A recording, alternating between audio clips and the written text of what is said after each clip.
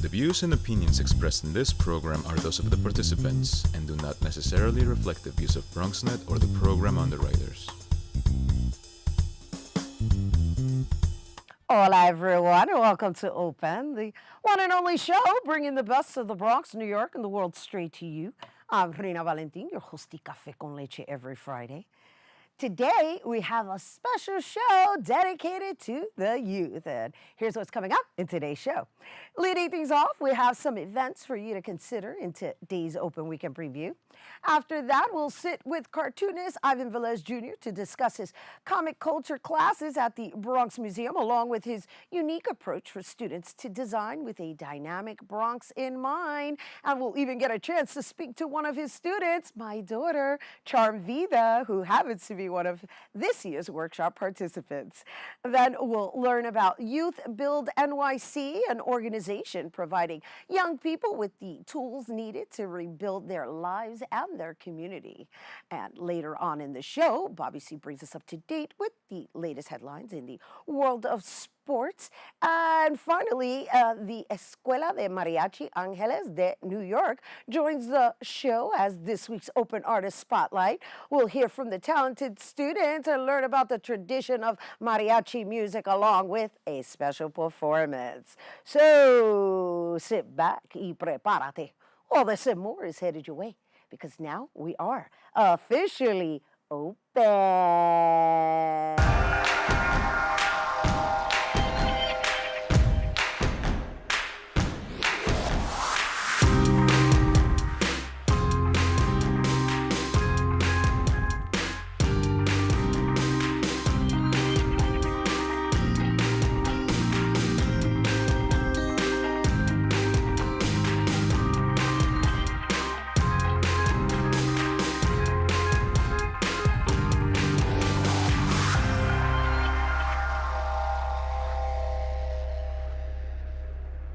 Hey, welcome back to Open, everyone. I'm Rhina Valentin, your hosty Café con Leche for the next hour. Always inviting you to get social with us online, that is. Tweet us and follow us on Instagram at Bronxnet TV and like us on Facebook at Open Bronxnet Television. And of course, don't forget, while you're there, follow moi on Twitter, FB, Instagram, Insta Stories, LinkedIn, and Snapchat at Rhina Valentin. It's Friday, and well, I'm sure many of you can't wait to enjoy the wonderful weather now that spring has finally arrived. Let's check out some Open Weekend Previews.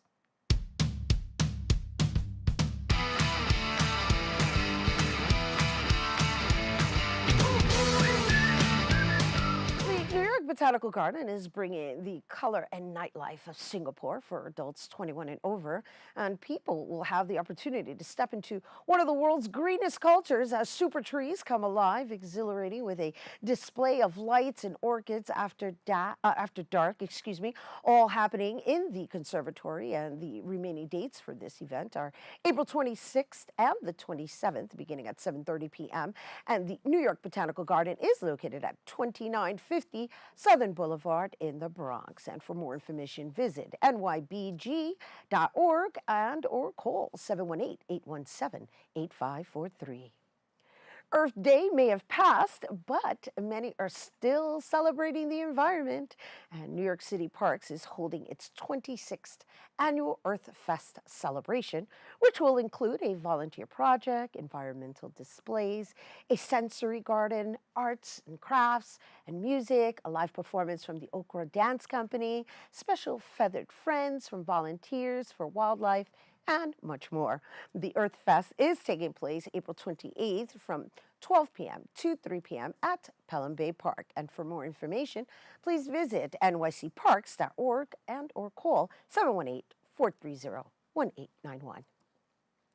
This weekend, you and your family can enjoy a fun-filled time at the Universal Circus. Every year, the Universal Circus brings new tricks and entertainment for all to enjoy. This entire weekend, they will be at the Sports and Events Center at Floyd Bennett Hall, located at 3159 Flatbush Avenue in Brooklyn. And for tickets, you can visit universalcircus.com. And there you have it. Now that spring's let up, get out and enjoy. And so tonight, April 26th, Ellie Dantour, Freedom and the African Diaspora is holding an exhibition inspired by Fabiola Jean-Louis' Rewriting History series. Bronxnet cameras got the sneak peek. Let's take a look.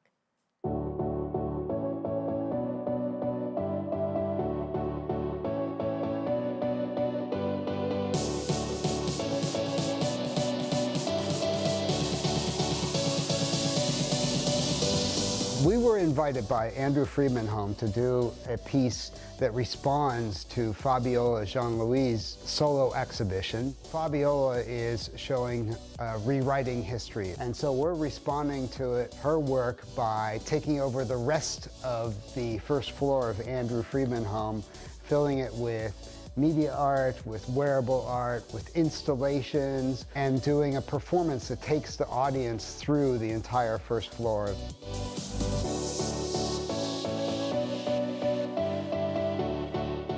We had a plan. Basically, Elaine would bring a model and her costume, and I would bring my visuals and my videos.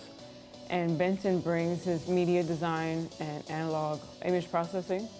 So with those three mediums, we came together and did an event. In this particular performance, we're representing Urzili Dantour, who is known as the Mother of Haiti.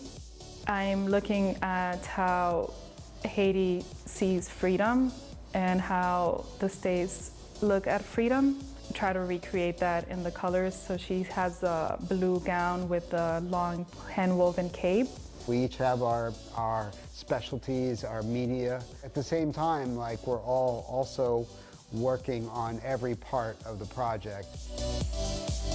Working with Elaine and Benson, it has been a great experience, and we are here at the Andrew Friedman Home to bring you an immersive 2-hour-long extravaganza.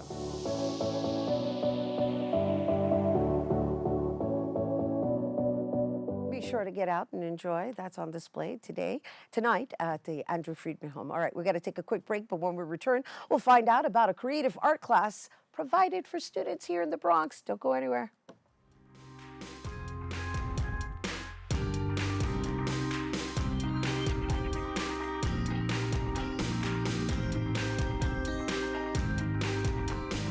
Leaving hot coals improperly extinguished can cause a wildfire. Hey guys, it's Smokey! It looks as if Smokey is going to use the drown, stir, drown and feel technique. After the first drown, a good start.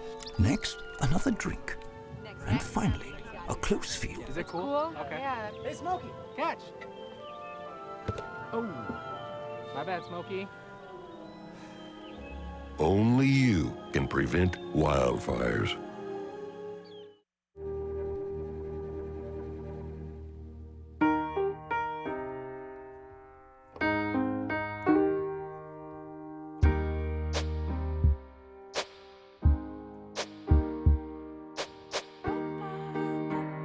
And I can't change, even if I try, even if I wanted to. My love, my love, my love, she keeps me warm. She keeps me warm.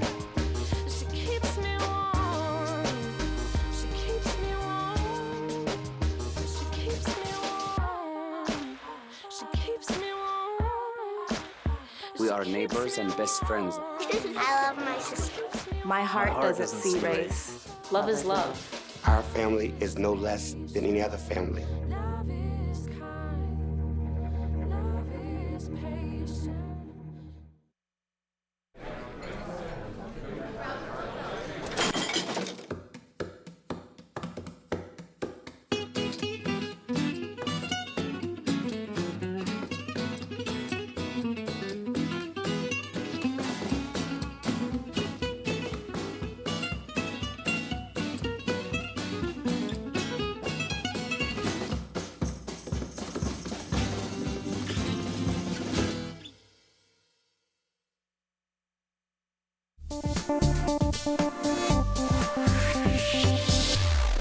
Hey, welcome back to Open, everyone. Our next guest is a cartoonist from the Bronx who's worked on many comic books, including working for Marvel. And after many years of working in the commercial side, he's chosen to dedicate his art and knowledge to his community. And every year, he partners up with the Bronx Museum of the Arts to provide unique comic book art classes. And this year's event is called Comic Culture Dynamic Bronx and features everything from comic, manga, art, Photoshop, and writing. And joining us to share more, we welcome Ivan Velez Jr. and his student, my daughter, Charm Vida. Welcome.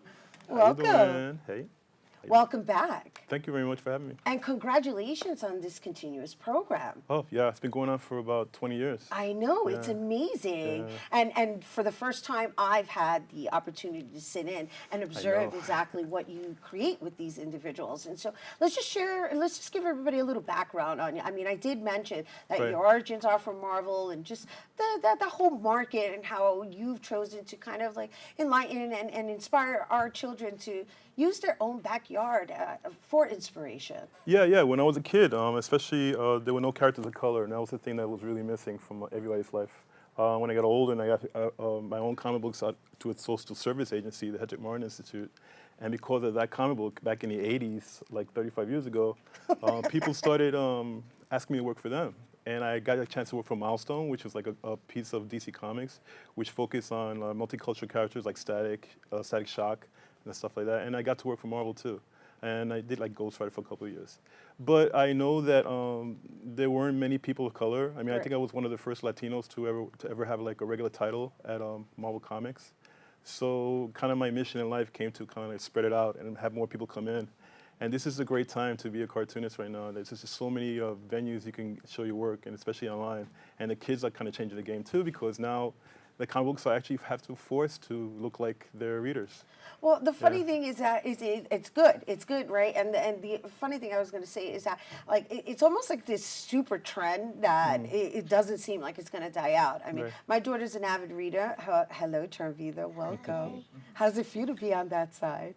Really good. Yeah, awesome. And so, but she loves reading graphic novels, and so especially manga. Especially manga. Manga was the magic word that got us into your class. That's right. And of course, after all the graphic novels that you provided her with over the years, she's finally old enough to attend your class, right? Because the classes are from 9 to 14 this time around. And the teen program starts on May 20th, and they're like 14 to 20. So let's talk a little. That's great. So no, but right now we're the one that started last week. You still have a few, right? But you still have a few seats available. Oh right? yeah. Right. I mean, it looked like a full class. About 7, 8, 9 seats left. 7. We try to accommodate everybody. Right. And so, and that's going till June, which we're going to give you more details on that as we move forward. But I wanted to just go over a little bit about how it is that you design it and how you're able to keep up, right? Because they're their own generation of. They create their own trends, and they have a different way of seeing things. And so manga, obviously, was the word that attracted us to your class. And I don't know anything about manga. Maybe you want to share with everybody about manga. Well, manga is this art form that's like, it's like a very famous art form. It sells more comics than any American comic books. Like one issue of One Piece will outsell the whole entire Marvel universe. So it's a big thing. It's been around forever. And since I was a nerd, since I was younger, and I was searching for characters of color anywhere, it was great to see all these Asian characters like pop up and really big and beautiful stories and anime, and it's like all over the place now. And this is something to kind of get the kids in there because they're more comfortable with the manga characters on the page than Marvel characters, because Marvel characters, to buy one issue of Spider-Man is like $5, but you can get a whole big fat book of manga for the same price, and you can go to libraries and online and just see it everywhere.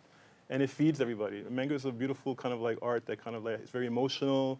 It caters to many different groups, and I'm just happy to kind of share it. And what's your take on manga, Charm Vida? Well, I know you're reading Bleach now, right? Yeah, I know she loves manga. Not Bleach, excuse me, that's way up here. Naruto. Yeah. But she told me before she doesn't like Dragon Ball. That's way too boy for her. Right. Yeah. So tell me what attracts you to manga.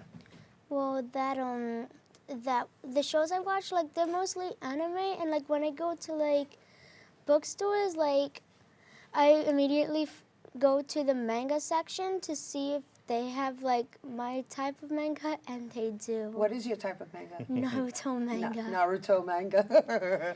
Okay, and so Naruto's so cool. you're so wonderful with the children. Oh. And thank you for having my daughter here with you on set. And let's share with everyone, I guess, a little demo of how you Sure. introduce or inspire them to draw. Right, well, you know, kids have to want to create their own characters, and we want to go with really basic anatomy, and a perfect character type for that is a chibi. And chibi is like C-H-I-B-I. It just means little in Japanese. And chibi starts with a really big fat head, you know, kind of like a balloon. And if you think of the string of the balloon as a spine, which gives you kind of the flavor of the character, so it doesn't just be up straight like that, you put the body around there, kind of like a rectangle, right? And then you kind of pose the character the way you want to. You do the skeleton, see? Big feet, by the way, because chibis have a way of becoming toys. And if you have little feet, they just tip over. So you just want to have a really nice, strong feet. And just kind of play with it. Eyes are very kind of simple and big. And a nose and a mouth, you see? And then you can change it into any type of character you like. Afterwards, you erase the lines you don't want, and you keep it, and you just define it more. Okay? Just like she's doing. And so Charm Vida is duplicating what you just drew. Right. Are you almost done? Well, you can keep drawing It while takes a we're little while, talking. yeah. And so the idea, though, I just want to share with everyone, is that he inspires them, but then they stylize it according to whatever comes from them. And then he, as a teacher, critiques it graciously. And they critique each other, too, which Right, is and they skill. I love that. Yes, I'm so glad you mentioned Yeah, because that. part of the class is not only to show them like the skills, but kind of show them how to evaluate the art, how to make decisions, how to kind of bring in, and how to kind of like be a discriminating consumer. Because, you know, we kind of get pushed by the media a lot, and I want them to make their own decisions and kind of, you know, evaluate everything as it comes to them. Yeah, and no, not only that, it becomes a lot more inclusive, right? Because then they're just not self-absorbed into their own work, they're into their teammates or their classmates' work as well. And then there's also that, like you said, that insight of just different styles. And I love the fact that you have the kids sign contracts. That it's legally binding. Right. Well, no, you have them sign contracts about the way they communicate amongst each other and their work. And so, Charm, you look like you're done there. Are you done? Yeah. You want to twist it over? Let's show everybody what you did. And wait, you got to go all the way around, baby. Oh, and let me get that book. Oh. Yeah. By the way, this was our homework last week. Yeah, which we'll talk about in a second. Let's twist it all the way around. Oops, there we go. We should have twisted it the other way. There we go. So there's Charm's interpretation of the chibi, right? And so let's talk a little bit about the homework, right? Now you also give them homework, and Charm Vida brought just little homework. Just little homework, and so he also gives them with a sketch pad. But I want Charm to talk about her homework that she created for him. And what was the homework assignment? To make one of your family members a superhero. Right. So the homework assignment was to make a family member a superhero. Right, and so let me see your homework. Pull it up. And so, who did you choose to be your superhero? You. Me. And what did you write there? Well, her name is Starlight Glitz. Her powers are telepathy, telekinesis, psychic orbs, and healing wind. That's very manga. That's very manga? And it's very flattering for Mama. Yeah. Thank you. Thank you. But it's good for them to see, you know, people in the family in a different light as well as heroes, because this is something when I was a kid. I didn't have any characters that looked like me or my family. And we had to kind of like really push hard to kind of get them there. Now we can do that. We can see that. We have other characters on TV and movies that look like us. And that's the way it should be. Absolutely. And I think they should all find a safe place. And I'm so grateful to you for these classes that you offer, for them to have a place to express themselves in their whatever artistic form and narrate the story according to their environment, which is the most important aspect of what you're doing. So thank you for that. So do you want to share with everyone the other classes? Because we started mentioning that the teenage. Right, the teenage program starts on May 18th on Saturday at 1 p.m. That's like 14 to 20. We're going to start, it's a short program, but we're going to continue it in the fall as well. And we're actually making the short films, short horror films based on the Bronx, which will help too. Stories about the ghost stories, I love those. We also have adult programs in the summer because adults need love too. And we have like really a lot of different things, big drawing events, drink and draw parties. Even like tomorrow we'll have like a little drink and draw party we'll drink juice.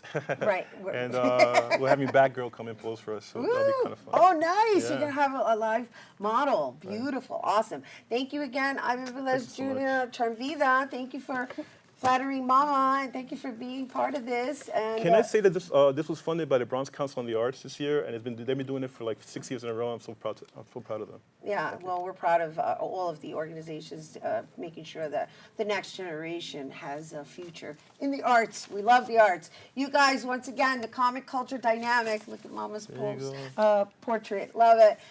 The comic culture dynamic is currently in. It actually started, it began April 20th, and it's going to run every Saturday until June 22nd. The classes are from 11 a.m. to 1 p.m. and are open to kids ages 9 to 14. It is a free class, and for more information on how to register, you can visit the BronxMuseum.org. All right, we have to take a quick break, but coming up, we'll hear about a program helping young adults build. Don't go anywhere. Behold, the angry giant. Behold, the angry giant. Behold, the angry giant. Behold, the angry giant. It only takes a moment to make a moment. Take time to be a dad today.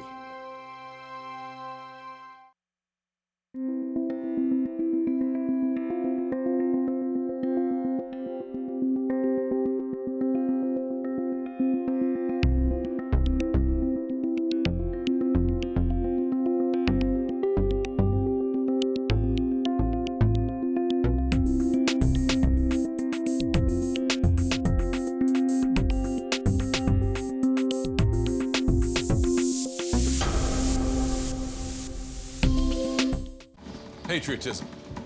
It inspires passionate debate. It's worn like a badge of honor with good reason, because it means love and devotion for one's country. But what really makes up this country of ours? It's the people. To love America is to love all Americans.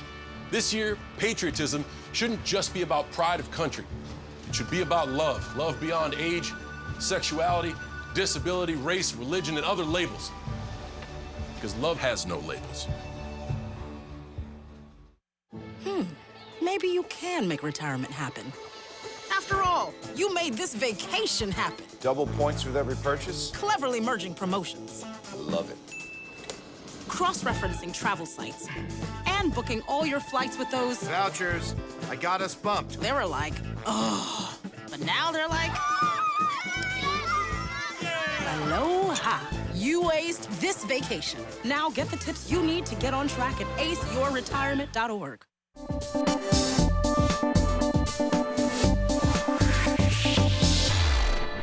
Hey, welcome back to Open, everyone. You know, I was inviting you to get social with us. That's right. Tweet us at Bronxnet TV, and while you're there, tweet me too at Rhina Valentin. So across the United States, there are millions of young adults that are still trying to figure it out. Being unemployed, maybe dealt a bad deck, or not in school. Well, programs such as YouthBuild provide students with the educational tools to rebuild their lives, along with construction tools to rebuild their community.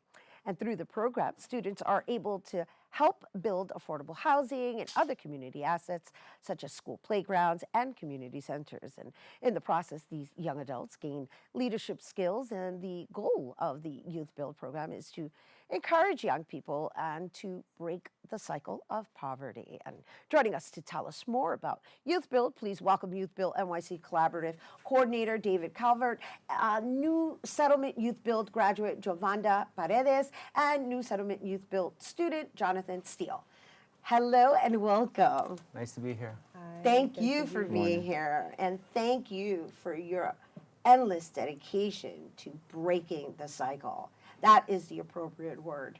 Yes, because here's the thing. We're going to try and share as much possible, as well as the results and what you've created or have been a part of. And let's just start with what I guess enrolled you, because you've been at this for, what, 37 years? 40 years, yeah. I started when I was 24, and a group of teenagers in East Harlem wanted to renovate a building, And we said, let's go. And so we started doing that, and it built up into this thing called YouthBuild. And now YouthBuild is not only in New York City, East Harlem, around 9 programs in New York City, it's also in 260 programs in the United States, and 23 other countries now have YouthBuild. So every year, 20,000 youth around the world are doing YouthBuild. And it started just from a group of teenagers and, you know, a couple of adults backing them up to do something positive, renovate a building, build low-income housing, and learn some skills at the same time.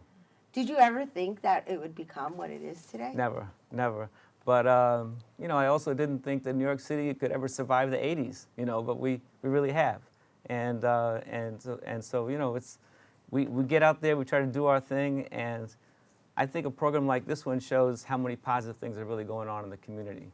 And so, just to be clear, the reason we introduced you as New Settlement YouthBuild is like each YouthBuild location has a different title, even though they're all under YouthBuild or Youth Action YouthBuild. Right. Each one is the local community-based program, and this is worldwide, so, but linked up as affiliated programs of the YouthBuild network. And so, Giovanda, hello, welcome. Hello. And Jonathan, welcome. How you doing? And you're both from the Bronx location. Yes. All right, so can you share a little bit about what you've learned and what you've built? Okay, so I actually came into the program as a high school graduate. I came in to learn new skills on construction. So we did learn about plastering, sanding, painting, you know, waxing, buffing floors, tiling, from ups to down in construction. So it was really great going through that experience. How long ago was that? That was last year. So I graduated last year. Congratulations on graduating. Thank you. Yes. And now you have this newfound family and a newfound career. Yes, and it's just, YouthBuild doesn't only, you know, give back to the community and help build homes. We also build families, because this is like a second family to me. Yeah. Nice. Thank you for sharing that. And Jonathan? Yes. Hello. How you doing today? And welcome. I want a little background on your story and how you became involved with New Settlement YouthBuild. Well, before I joined YouthBuild, I was a high school graduate. Took a year off.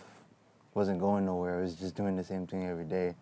I wanted to do something different, so I did some research, and I stumbled upon YouthBuild. I gave Mr. Roman a call, which is my program director, and he said, come down, get to know us, and I did. And ever since then, I started picking up skills as I went along, and I'm still shocked that it's come this far. Nice. I like shocked. I like that word. I like that word. So how long has it been now? I joined in October, so 4 or 5 months.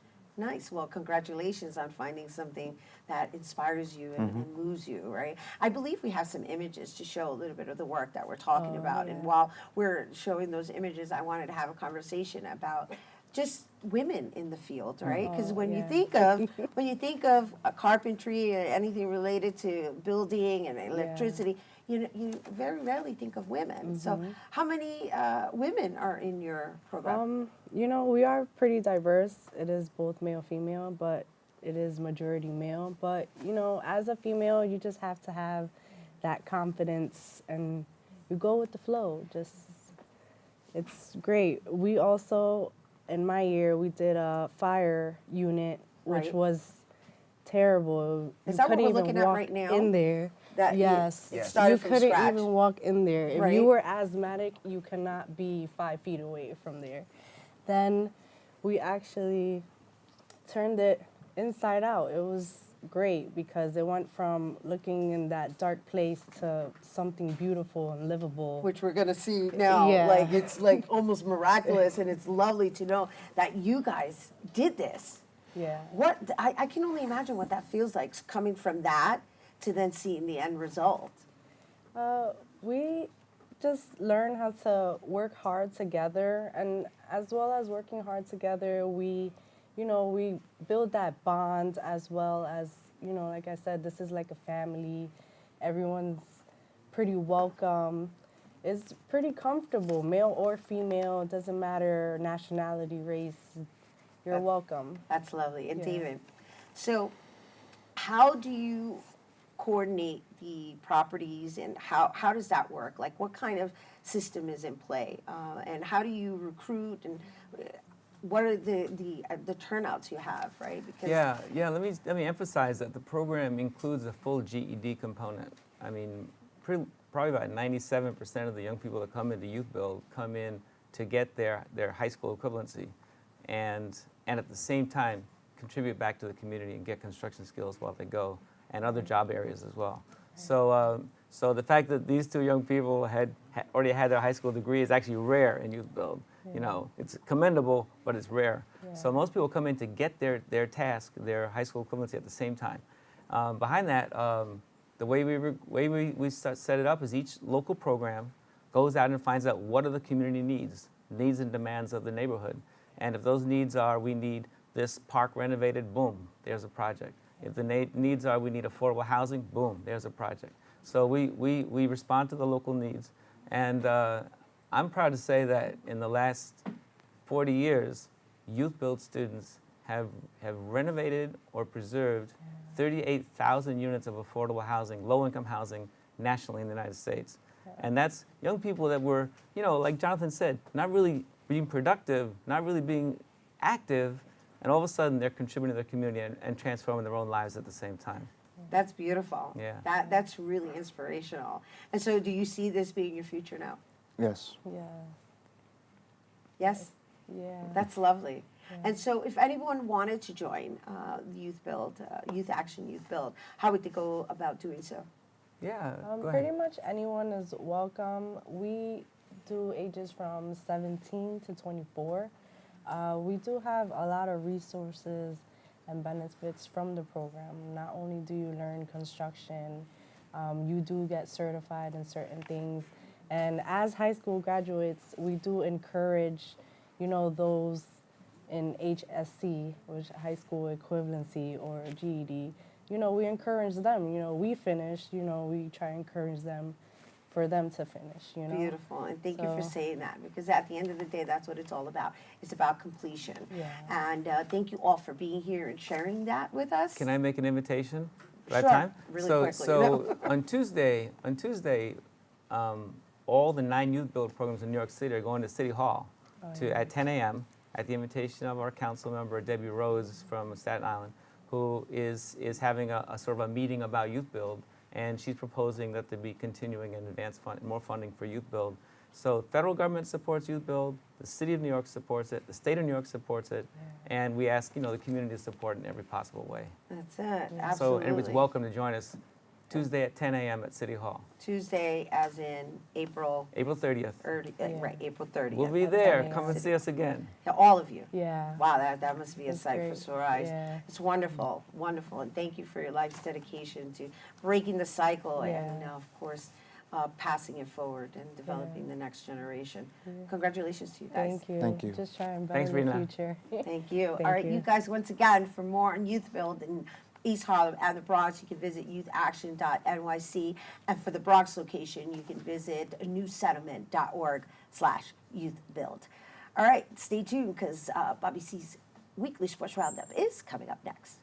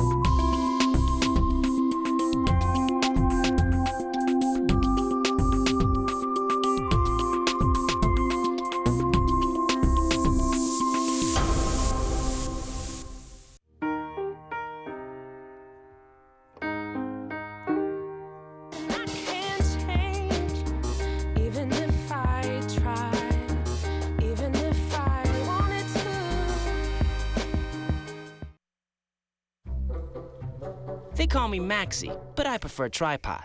I was your above-average four-legged homie, and then wham, bam, minivan. Some people pity me. Now that's lame. I still run, fetch, and swim. And the ladies love me. I'm the ultimate wingman. Just don't ask me to high five.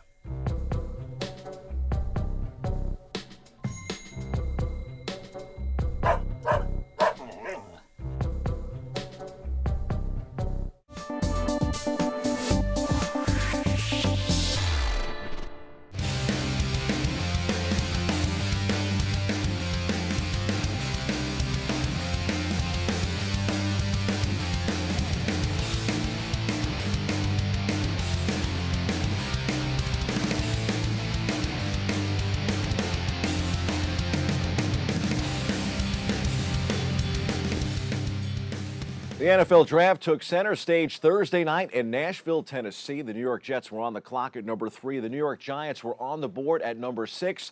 The G-Men also had the 17th draft choice in the first round. That came via the OBJ trade. Let's start with Big Blue. If GM Dave Gettleman tells you something publicly, don't listen to him. He said he wouldn't trade Beckham. He did. He said the Giants wouldn't likely go quarterback with their first draft choice just to have him sit behind Eli Manning. And they did. And the draft shocker of the night, the Giants snapped the quarterback they had in mind the whole time, an Eli Manning clone. Meet Daniel Jones, quarterback Duke. It's bold, no doubt about that. Gettleman and head coach Pat Shurmur just put their reputations on the line with Daniel Jones. It's a risky pick. There were mixed reviews on Jones as a prospect. Some thought he had just enough physically and everything mentally to be a franchise quarterback. Others just don't see it. One scout described him as a backup quarterback. Only time will tell if Gettleman and Shurmur were right. With number 17, the Giants selected Clemson's Dexter Lawrence. The defensive tackle is a big boy. Lawrence is an interior lineman better known for his run-stuffing ability than pass rush skills. Can he rush? Lawrence had 6.5 sacks as a freshman and only 3.5 sacks his final 2 seasons. He said part of that can be attributed to a leg injury that affected him for the better part of a year until midway through last season. The Giants are gambling that he is more of the player that he was as a freshman than the previous 2 seasons. After intense speculation about the possibility of a trade, the New York Jets kept the number 3 overall pick in the NFL draft and used it Thursday night to select defensive tackle Quinnen Williams. With quarterback Kyler Murray and defensive end Nick Bosa off the board, the Jets' 29th in scoring defense last season opted for Williams over outside linebacker Josh Allen and defensive tackle Ed Oliver. Williams becomes the highest drafted defensive player in franchise history. That was the right move for the New York Jets. At the end of the day, the draft is a real gamble for all, albeit perhaps a bigger gamble for the Giants on a night when they may have made some reaches in the NFL draft. By the way, if you were wondering where Heisman finalist Dwayne Haskins landed, he went 15 to the Washington Redskins. The former Ohio State QB will try and become Washington's franchise quarterback. On the baseball diamond, Tommy La Stella and Cole Calhoun hit 2-run home runs in the 5th inning. David Fletcher drove in a career-high 5, and the Los Angeles Angels beat the New York Yankees 11-5 Thursday night to avoid a 4-game sweep. The Bombers, despite all their injuries, have been rolling of late until last night, of course. Earlier in the day, the Yanks announced that they have acquired outfielder Cameron Maybin from the Cleveland Indians and immediately selected his contract to the Major League roster. In order to clear a spot on the 40-man, Luis Severino was transferred from the 10-day IL to the 60-day IL. Yanks placed Clint Frazier on the injured list and are also without Aaron Judge, Aaron Hicks, Giancarlo Stanton, and Jacoby Ellsbury, leaving them with an outfield comprised of Brett Gardner, Mike Tauchman, and Tyler Wade. Last week, the Pinstripers let go of veteran left-hander Gio Gonzalez. I was a bit surprised there. He was not added to the team's 40-man roster after exercising his opt-out clause over the weekend. The team had 48 hours to add Gonzalez to the roster once he triggered that clause, but he was instead allowed to become a free agent and is now able to sign with any club. The Mets host the Milwaukee Brewers in Queens tonight for the beginning of a 3-game series between the two clubs. First pitch is at 7:10. The Yankees also begin a new series. They are out in San Francisco to go up against the Giants in the first game of a 3-game weekend set. First pitch is set for 10:15 p.m. Eastern Time. Time for some quick hitters from around the world of sports. Kansas City Chiefs quarterback Patrick Mahomes flexed his muscle on the NFL last season, and now he's doing just that on the cover of football's most popular video game. On Thursday night, EA Sports announced the reigning NFL MVP and Offensive Player of the Year as the cover athlete of Madden NFL 20. Mahomes also had the opportunity to contribute to the new face of franchise QB1. That's the career campaign mode that will allow gamers to create their own quarterback and experience his journey from college to the NFL. Pretty cool. Maybe Mahomes can celebrate with a whiskey toast. Enter Conor McGregor. Jameson is jealous, folks. Notorious managed to sell 200,000 cases of his proper number 12 Irish whiskey, which sounds like a lot until you see that Jameson sold 7.3 million. So why in the world would, the leader in Nasty Booze care about McGregor? Because 200,000 cases sold equates to roughly $40 million earned. Conor is winning even if he's no longer winning in the octagon. On the ice, second round of the NHL playoffs starts for a quartet of teams.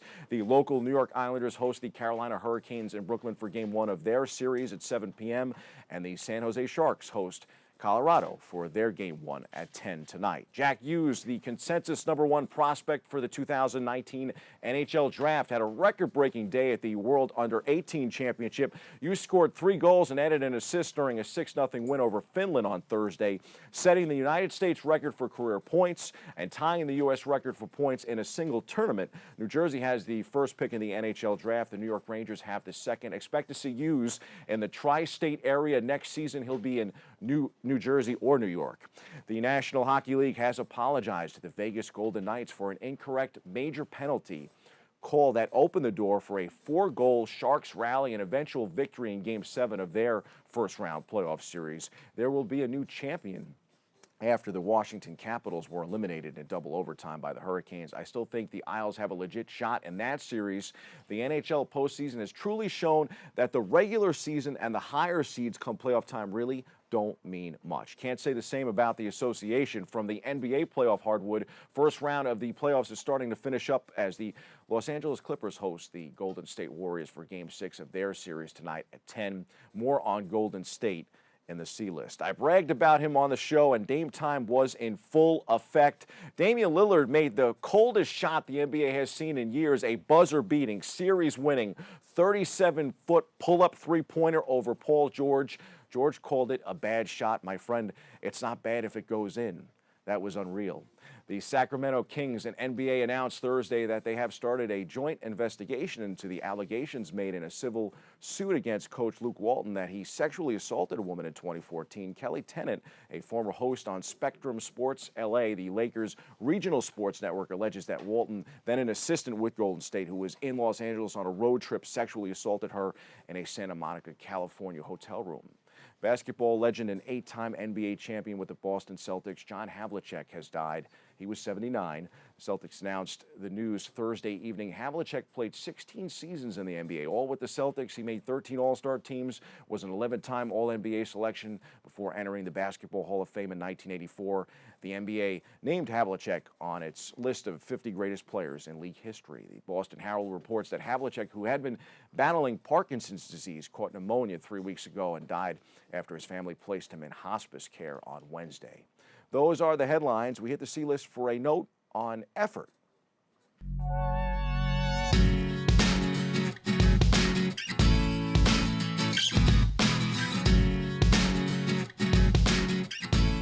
Not too difficult to figure out what's plaguing the Golden State Warriors as their first-round series against the Los Angeles Clippers drags on to surprising lengths. According to Klay Thompson, the champs were already looking forward to the Houston Rockets. According to Kevin Durant, they relaxed too much. Draymond Green added that he didn't bring the defensive intensity to get his teammates to try hard. Clippers star Lou Williams said Golden State made the mistake of looking ahead. All 4 players in this conversation are correct, my friends. Golden State is still the best team. I still expect them to win this series, but there's no doubt that they are bored. They lacked the effort in Game 5. Honestly, the NBA playoffs are kind of boring. Feels like the same old story. I'm hoping the offseason changes some of these storylines moving forward. Does anyone see the Warriors not winning again? Hit me up at The Voice, Bobby C., and share your thoughts. That's your look at sports. I'm Bobby C. Stay tuned.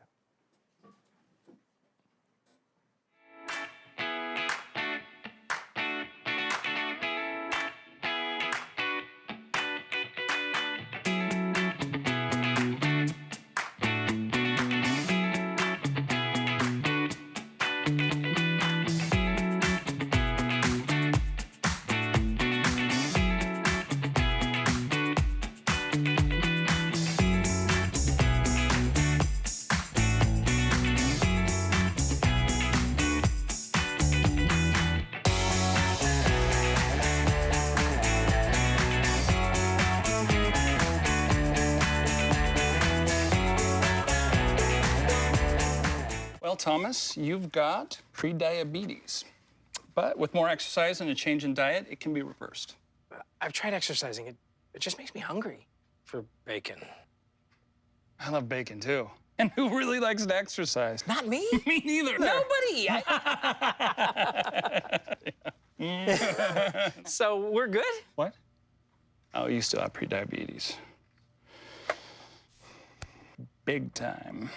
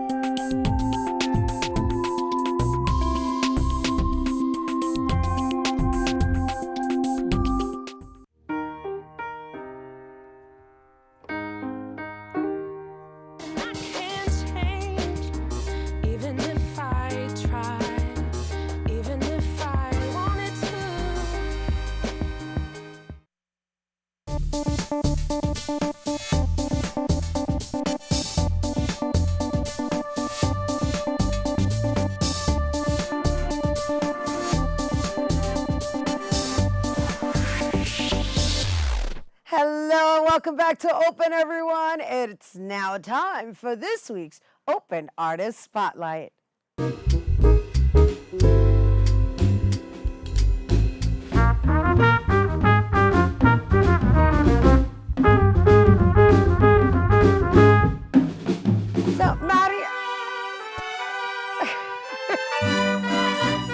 mariachi music, everyone!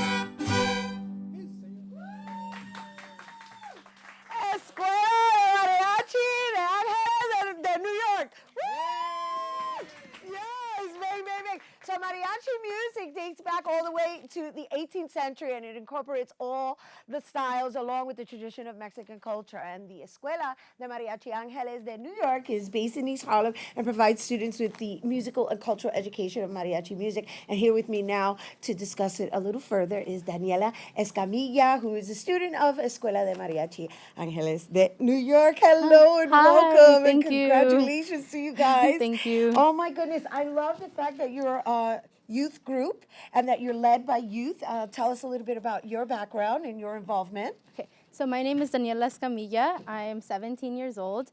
I started playing mariachi music about 6 years ago. I started with the guitar and I switched over to the violin. This school was started 3 years ago in 2016 by the teacher, Miguel Ponce, and my father, Rhina Escamilla, as a way to give back to our community. And you know what I love about you guys is not everybody here is Mexican, right? No, not everyone here is Mexican. Let's talk a little bit about that. So we believe that music isn't just for one ethnic group of people. It should be shared. Everyone should have the chance to partake in that and learn about it and enjoy it. And that's something that we try really hard to keep in, because this isn't something that we want to exclude people from. We want people to learn about our music and where we come from as well. And so why was it so important for you to go back to your folklore music? I think a lot of growing up here in America, being American, it's hard sometimes to find your roots and know who you are. But knowing where your family comes from, knowing your Latino and Latina roots, speaking the language, is something that really helps students. It's something that really helps form friendships also if you go to a school where you don't find many people you think you can relate to. So what are the age ranges that you have here? So right now our youngest is Vladimir. I think he's about 9 years old. Yes, our oldest are typically 17, 18. That's as high as we go before we introduce them to the adult classes. Our youngest students are between 5 years old and 7, and we go up to the age of 17 and 18. So what kind of commitment is it? How many times do you guys rehearse? Okay, so we officially meet 2 times a week, Mondays and Thursdays on 104th Street between Lexington and 3rd. But between those days, we have practice days, so Tuesdays, Saturdays, Sundays. Those are for students that sometimes want a little bit more help to catch up, or beginner students, students that have no experience in this. We offer those classes to help catch them up to everyone else. So how can someone become part of La Escuela? So you can find us on Facebook or on Instagram. We have a website as well, Escuela de Mariachi Angeles in New York. We're on 104th Street between Lexington and 3rd. Right. On Thursdays, 5 o'clock to 7, or Mondays, 6 o'clock to 8 p.m. We welcome anyone who wants to join, adults, children. This is just a chance to meet new people and learn to speak the language. And so last but not least, where can we see you guys perform? So we're going to be participating in a fundraising event May 4th. It's to raise money to build wells and bring water to people in developing countries. So May 4th in La Galeria del Barrio on 104th Street between Lexington and 3rd. We'll be there at 11 a.m. It's a 14-hour event, and we ask everyone to come and see us, to see the other artists performing, and if you can, donate to it as well.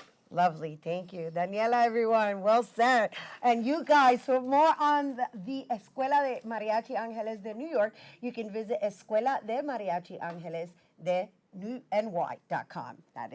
That's it. That's our show today, mi gente.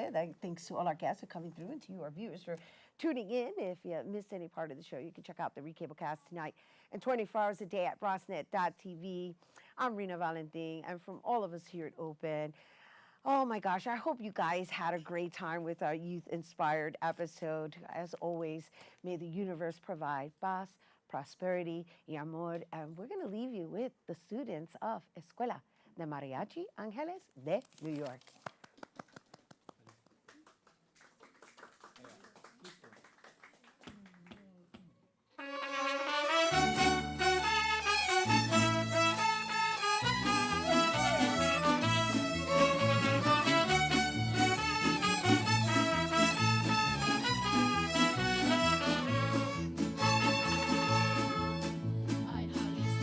Jalisco, Jalisco, tú tienes tu novia y es Guadalajara.